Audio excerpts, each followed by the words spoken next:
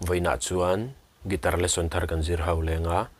voina kan zir ho le tur chu Henz an Nangmah hlui ti la sakha gitara Perhdan kan zir ho lenga hela hi sin kan langa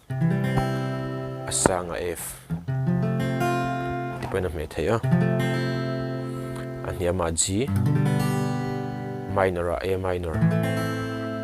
C7 hi kan mangtel bokang tiang kan strum down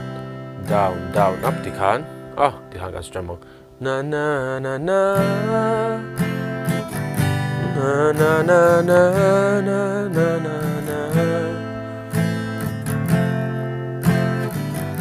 Nangmah hlui kha khatia strum kha ni mai down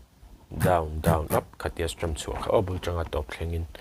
chuan chen khathian bar chord thian perin du chhin awangin kapotel lo chuanin C sharp in langa